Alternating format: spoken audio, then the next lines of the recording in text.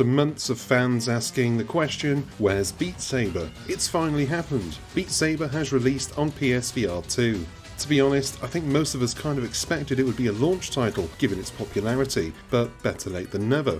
Plus, the extra waiting time means that the game launches with the only DLC I'm interested in at this time: Queen. I can't actually show you any Queen-based gameplay because we'll get taken to YouTube jail by Queen for daring to use their music without funding Brian May's weekly perm, so you'll just have to trust me when I say it's bloody good. And of course it is. It's Queen and lightsabers in your living room. Doesn't get much better. Now, we all know what Beat Saber is about. It's been around for a few years now, so even if you're not a big VR player, you'll have some knowledge of the game. So I'm not going to spend this review waxing lyrical about how Beat Saber is this, that and the other. We all know the deal. It's a damn good game. But what about this version in particular? I've played Beat Saber on the original PSVR and the MetaQuest 1 and 2, and the PSVR 2 version comes out trumps, even if the Quest versions get some extra kudos for being completely wire-free. But can you do a 2-hour session without a recharge of that headset? No, though to be fair, my PSVR 2 controllers usually don't last much longer than that anyway.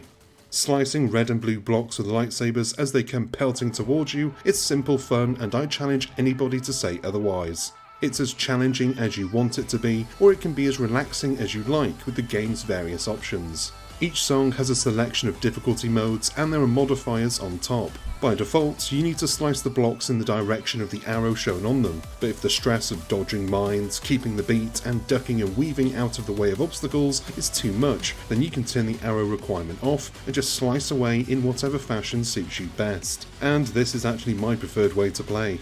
Beat Saber isn't a game where you can play seated. Well, technically you can, and I tried it, but after one song I just had to get up and have a wiggle. It's a music game after all, and getting into the rhythm is half the battle to getting to the end of the song. Once you know the songs and you're familiar with the patterns, it all just falls into place.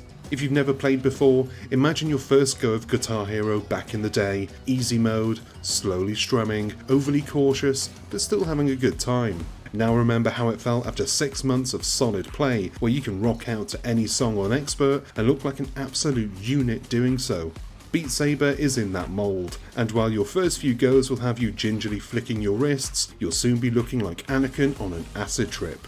The PSVR 2 version allows for that kind of frenetic gameplay too. While the original PSVR release was decent and rightly lauded for being a great game, it was still hampered by those bloody wand controllers, and it's the reason I left it well alone after getting the Quest. Well, that's no longer an issue. The controllers here track almost perfectly. I never had a moment where I felt hindered by the controllers.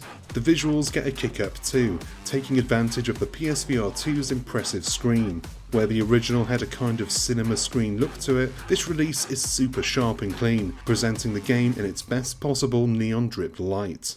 And that's all there really is to say. The core gameplay is still satisfying and has that one more go quality. The music itself is not my cup of tea. You wouldn't find me playing anything resembling the core soundtrack in my everyday life. But in the context of the game, it works, and if you don't like it, there's a decent selection of DLC. Though the fact the killers haven't got a DLC pack is borderline criminal, but Queen will do.